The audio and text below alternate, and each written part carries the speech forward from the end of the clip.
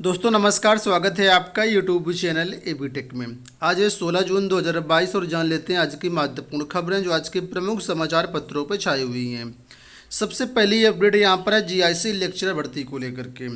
आप लोग जानते होंगे कि जीआईसी लेक्चरर के करीब 10 विषयों का प्रोग्राम 7 जून को जारी किया गया था और कल यानी 15 जून को फिर से 3 विषयों का प्रोग्राम जारी किया गया है, जिसमें से गणित, रसायन विज्ञान और संस्कृत का परिणाम कल जारी हुआ है।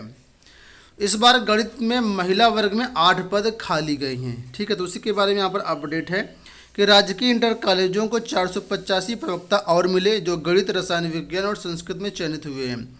इससे पहले 7 जून को 10 विषयों का परिणाम जारी किया गया, जिसमें से 402 प्रवक्ताओं के पद थे। आने वाले 2-3 दिनों में लिखा है कि यहाँ पर 3 विषयों के और प्रोग्राम जारी होने हैं। तो जैसा कि मैंने आपको बताया था, इसी हफ्ते ये प्रोग्राम आ जाएंगे, ऐसी पूरी उम्मीद है। तो हो सकता है कि आपको सोमवार तक ये सभी प्रोग्राम देखने को मिल जाएं। फिलहाल अभी बायोलॉजी का प्रोग्राम जारी नहीं किया गया है और भी कई विषयों का प्रोग्राम है वो जारी नहीं किया गया है। जो भी चयनित अभ्यर्थी है उनको सभी को बधाई, और आने वाले टाइम पर यहाँ पर है बहुत जल्द इनका डीबी जो शेड्यूल है वो जारी किया जाएगा। उम्मीद है कि आजकल में जारी हो जाएगा। ठीक है, वहीं पर पहले फेज में जिन जीआईसी प्रवक्ताओं का प्रोग्राम जारी किया गया था उसमें के बारे में यहाँ पर अपडेट है कि इनका जो है प्रमाण पत्रों की जांच पूरी हो गई है। अब माध्यमिक शिक्षा निदेशक नियुक्ति पत्र जारी करेंगे। उम्मीद है कि इसी महीने के आखिर तक कॉलेज आवंटित उनको कर दिए जाएंगे। तो बाकी जैसे इसके बारे में कोई नई अपडेट आती है तो चैनल के माध्यम से पूरी अपडेट हम आपको प्रोवाइड करेंगे। इसी के तहत बात कर लेते हैं पॉलिटेक्निक कॉलेजों में प्रवक्ता भर्ती को लेकर के। तो यहाँ पर देखिए 48 प्रवक्ताओं का चयन हुआ रसायन विज्ञान के लिए। बुधवार को यूपीपीएससी ने इसका प्रोग्राम जारी कर दिया है। सफल अभ्यर्थियों को जल्द नियुक्ति पत्र जारी किए जाएंगे। प्राविधिक शिक्षा विभाग के तहत पॉलिटेक्निक कॉलेजों के लिए प्रवक्ता की भर्ती लोक सेवा आयोग करवा रहा है। परीक्षा नियंत्रक अरविंद कुमार मिश्र ने अंतिम प्रोग्राम जारी करके बताया कि सफल अभ्यर्थियों की सूची आयोग की वेबसाइट पर और आयोग के कार्यालय के बाहर चस्पा कर दी गई है। जिन अभ्यर्थियों के नाम के आगे प्रोविजनल लिखा हुआ है वो निर्धारित समय में वांछित अभिलेख जमा कर दें और अभिलेख न जमा करने पर चयन जो है निरस्त कर दिया जाएगा। तो ये तो हो गई लोक सेवा आयोग की सारी अपडेट। बढ़ते हैं अन्य खबरों की तरफ। यहाँ पर जो अगली अपडेट है वो आबकारी सिपाही भर्ती को लेकर के लिखा है। सिपाहियों को नियुक्ति पत्र जारी करने पर रोक। 6 साल बाद लगभग पूरी होने के पहले भर्ती आबकारी वाली फिर रुक गई है। महिला आरक्षण को लेकर के मामला हाईकोर्ट पहुँच चुका है और हाईकोर्ट ने नियुक्ति पत्र जारी होने से रोक दिया है। इस मामले की सुनवाई 18 जुलाई को होगी। हाईकोर्ट के फैसले के अनुरूप कार्रवाई होगी। अब 18 जुलाई को सुनवाई होगी तो यूपीएससी अपना पक्ष रखेगा। बात करते हैं डीएलएड एडमिशन को लेकर के। तो डीएलएड 2022 के लिए आवेदन की प्रक्रिया कल 15 जून से शुरू हो चुकी है। governmentjobcenter.com पर जाकर के इसके लिए आप लोग आवेदन कर सकते हैं। यहाँ पर जो एडमिशन होना है वो 2022 से 24 सत्र के लिए होगा। प्रदेश के 67 डायट हैं जहाँ पर 10,600 सीटें हैं और प्रदेश के 3,087 निजी डीएलएड कॉलेज हैं जहाँ पर करीब 2,30,850 सीटें हैं। यानी कुल 2,41,450 सीटों पर प्रवेश होगा। आवेदन शुरू होने के 5 घंटे में लगभग 1,000 अभ्यर्थियों ने अपना पंजीकरण करवा लिया है। पीएनपी के रिपोर्ट के अनुसार 6 बजे तक 1,000 से अधिक पंजीकरण हो चुके थे। ऑनलाइन पंजीकरण व शुल्क जमा करने की अंतिम तिथि इसमें 6 जुलाई व 7 जुलाई है, जबकि आवेदन पत्र पूर्ण करने की जो डेट है वो 9 जुलाई है। निर्धारित समय में जो भी अभ्यर्थी आवेदन करना चाहे वो कर सकते हैं। ठीक है, और यहाँ पर इस बार जो है कोई भी परीक्षा नहीं होगी। जैसे पहले मेरिट यहाँ पर बनती थी उसी के अनुरूप यहाँ पर हाई स्कूल इंटर ग्रेजुएशन की मेरिट के आधार पर आपके एडमिशन्स होंगे। बात करेंगे एनटीपीसी एग्जाम को लेकर के। तो लिखा है सर्वर धीमा होने से परेशान हुए एनटीपीसी अभ्यर्थी। रेलवे भर्ती बोर्ड की non technical popular category NTPC के लेवल 2, लेवल 3, लेवल 5 के लिए हुए कंप्यूटर बेस्ड टेस्ट में बुधवार को सर्वर स्लो होने की वजह से अभ्यर्थियों को परेशानी हुई। इस वजह से कुछ केंद्रों में परीक्षा निर्धारित समय से थोड़ा विलंब से शुरू हुई। प्रयागराज के साथ कानपुर, आगरा आदि शहरों में बनाए गए कुछ परीक्षा केंद्रों में बुधवार की पाली में जो सुबह पाली में परीक्षा थी सर्वर स्लो होने की काफ़ी समस्या रही। ऐसे लेकर के अभ्यर्थी परेशान तो हुए लेकिन बाद में समस्या दुरुस्त कर ली गई। बात करेंगे अगली अपडेट के बारे में, तो उत्तर प्रदेश के जितने भी परिषदीय विद्यालय हैं आज से खुल चुके हैं। ग्रीष्मकालीन अवकाश के बाद परिषदीय विद्यालय आज से खुल रहे हैं। स्कूलों के निरीक्षण के लिए मुख्य विकास अधिकारी की ओर से जनपद और विकासखंड स्तर पर टास्क फोर्स का गठन कर दिया गया है। जिला स्तर पर ही डीएम और बीएसए क्रमशः अध्यक्ष और सचिव होंगे, जबकि ब्लॉक स्तर पर एसडीएम और बीईओ क्रमशः अध्यक्ष और सचिव होंगे।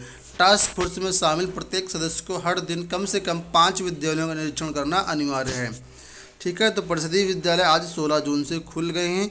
पहली बार ऐसा हो रहा है कि विद्यालय 16 जून से खोले गए। इससे पहले 1 जुलाई से खुलते थे, लेकिन इस वर्ष सर्दी में 15 दिन की छुट्टियां उधर दी गई, तो इधर 15 दिन की छुट्टियां कम कर दी गई। बढ़ते हैं अगली अपडेट की तरफ। यहाँ पर अपडेट असिस्टेंट प्रोफेसर भर्ती को लेकर के लिखा है, उत्तर पुस्तिकाओं के पुनर्मूल्यांकन में नहीं होती सहानुभूति की भूमिका, सहायक प्रोफेसर भर्ती में दोबारा जांच की मांग वाली याचिका खारिज। इलाहाबाद हाईकोर्ट ने कहा कि उत्तर पुस्तिकाओं के पुनर्मूल्यांकन को निर्देशित करने या निर्देशित नहीं करने के मामले में सहानुभूति या करुणा की कोई भूमिका नहीं होती है। यह टिप्पणी न्यायमूर्ति मंजू रानी चौहान की पीठ ने अनूप कुमार सिंह व अन्य की याचिका पर सुनवाई करते हुए दिया है। तो यहाँ पर अब आपको बता दें कि याचिकाकर्ता ने भूगोल विषय में सहायक प्रोफेसर पद के लिए आवेदन किया था और 30 अक्टूबर 2021 को लिखित परीक्षा में शामिल हुए। परीक्षा के बाद आयोग द्वारा उत्तर कुंजी प्रकाशित की गई। याचिकाकर्ताओं ने पाया कि आयोग द्वारा प्रकाशित उत्तर कुंजी में दिए गए 10 प्रश्नों के उत्तर गलत थे, इसलिए उन्होंने आयोग के समक्ष अपनी आपत्तियां उठाईं। याचिकाकर्ताओं द्वारा उठाई गई आपत्तियों पर विचार किए बगैर एक उत्तर को सही करके परिणाम घोषित कर दिया गया। अभ्यर्थियों ने उसे हाईकोर्ट के समक्ष चुनौती दी और उत्तर पुस्तिकाओं का पुनर्मूल्यांकन करने और फिर से परिणाम घोषित करने की भी मांग की है। याचियों ने कहा कि आयोग ने मनमाने तरीके से आपत्तियों पर विचार किए बिना परिणाम घोषित कर दिया। तो कुल मिलाकर के यहाँ पर इसके बारे में देखो पूरी अपडेट यहाँ पर दी गई है। बात करेंगे हम लोग अगली अपडेट के बारे में, तो यहाँ पर जो अगली अपडेट है वो है आपकी यूपी बोर्ड परिणाम को लेकर के। एक है समय पर जारी करें यूपी बोर्ड का परिणाम, योगी जी ने कहा है। यूपी बोर्ड के परीक्षा परिणाम में हुआ विलंब, मुख्यमंत्री ने जताई चिंता। आप लोग जानते हो कि विभिन्न मीडिया सोर्सेज के अनुसार जानकारी मिल रही थी कि 15-16 जून तक इसका परिणाम जारी कर दिया जाएगा, लेकिन अभी तक परिणाम के बारे में कोई भी खबर नहीं है। आज भी इसका परिणाम नहीं आएगा। बहुत सारे अभ्यर्थी उम्मीद लगाए बैठे कि 16 तारीख को परिणाम आएगा, तो आज भी परिणाम नहीं आएगा। और इसी के बारे में यहाँ पर देखिए अपडेट दी गई है कि मुख्यमंत्री योगी आदित्यनाथ ने उत्तर प्रदेश माध्यमिक शिक्षा परिषद की हाई स्कूल इंटरमीडिएट बोर्ड परीक्षा 2022 का परिणाम समय पर जारी करने के निर्देश दिए हैं। बुधवार को मुख्यमंत्री आवास पर आयोजित टीम 9 की बैठक में मुख्यमंत्री ने परीक्षा परिणाम में हो रहे विलंब पर चिंता जताई। मुख्यमंत्री ने कहा कि यूपी बोर्ड के परीक्षार्थियों को अपने परीक्षा परिणाम की प्रतीक्षा होगी। उन्होंने कहा कि इसलिए बोर्ड परीक्षाओं का परिणाम समय पर जारी किया जाए। तो उम्मीद है कि अतिशीघ्र ही अब यूपी बोर्ड की तरफ से परिणाम को लेकर के ऑफिशियल जो डेट है वो जारी की जाएगी। 5G का इंतजार खत्म, 26 जुलाई से नीलामी, सितंबर से शुरू हो जाएगी सेवाएं।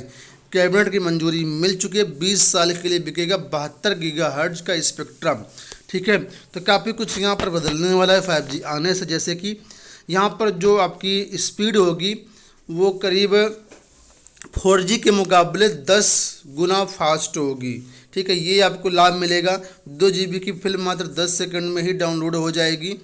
और यहाँ पर लिखा है कि अधिक अवसर भी मिलेंगे और इसके लिए तैयारी शुरू है। सितंबर से उम्मीद है कि इंडिया में ये सेवाएं शुरू हो जाएंगी।